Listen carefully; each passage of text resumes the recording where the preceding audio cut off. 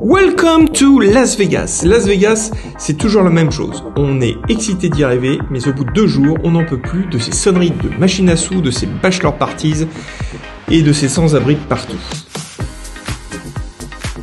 Las Vegas a rouvert il y a quelques semaines et c'est comme si rien ne s'était passé. Quelques masques par-ci par-là, mais c'est bondé partout, comme d'habitude. Seul l'accès aux piscines se fait sur réservation, pour le reste, c'est quasiment business as usual.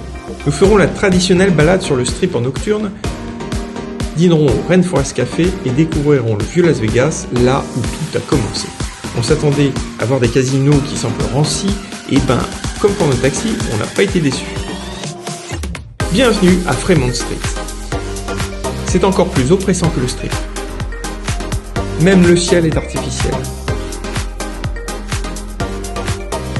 Comme d'habitude, 48 heures de Las Vegas et on n'a plus qu'une idée en tête, partir loin d'ici. Petit tour quand même au signe Welcome to Fabulous Las Vegas, mais là encore, on n'est pas les seuls.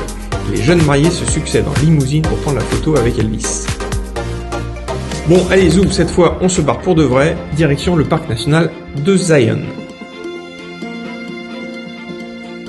Sur le chemin, nous ferons un stop pour découvrir Snow Canyon. Nous prendrons le temps de faire une belle hike sur un terrain accidenté pour atteindre de sombres grottes de lave où quelques jeunes avaient entrepris une exploration des entrailles de cette caverne. Bref, ce fut une belle surprise ce Snow Canyon.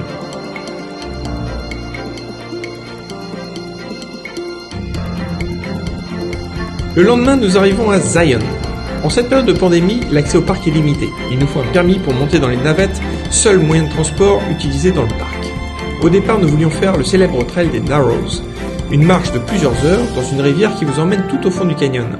Mais hélas, une bactérie toxique a été détectée dans l'eau et les rangers déconseillent fortement d'y aller.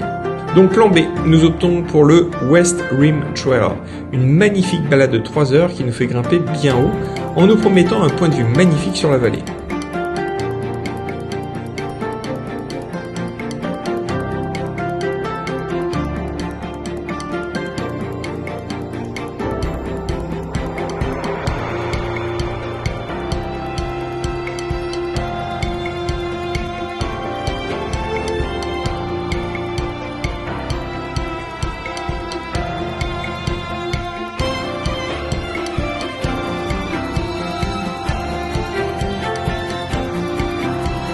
Le chemin Angel's Landing aurait dû conclure cette hike, mais hélas, il est fermé lui aussi, pour cause de Covid. Néanmoins, on est bien assez haut pour profiter de la vue, mais aussi pour admirer le vol d'un majestueux condor qui passera 3 ou 4 fois au-dessus de nous.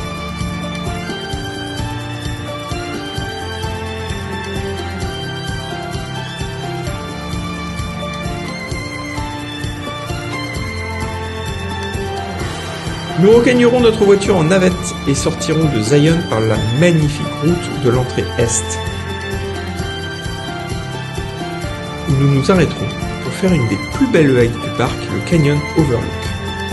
Je vous laisse admirer tant le chemin est incroyablement beau, varié et les vues époustouflantes.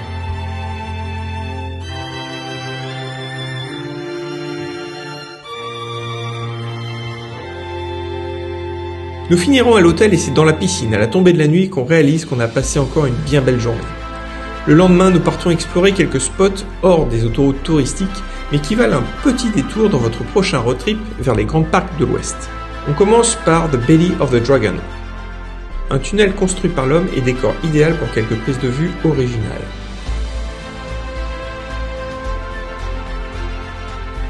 Un peu plus loin sur la route, Moki Caverns. Des grottes, là encore creusées par l'homme, mais le temps se gâte, la pluie arrive, nous décidons donc de ne pas y monter. Au lieu de ça, nous partons à la découverte du Wire Pass Trail, que les locaux nous présentent comme une alternative à Antelope Canyon, destination hyper touristique et gérée par les tribus Navajos. Et effectivement, si la roche est moins photogénique qu'Antelope, on y retrouve la même ambiance, des canyons étroits et sinueux qui font tout le charme d'Antelope.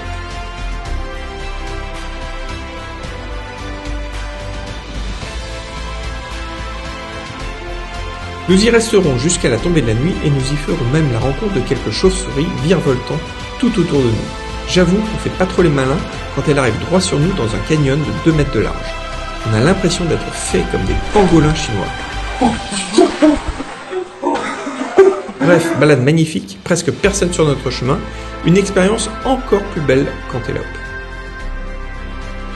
Dans le prochain épisode, on vous emmène à Moab, découvrir le parc national qui mériterait d'être davantage connu, le parc Canyonlands, et ses pistes pour 4x4 absolument vertigineuses.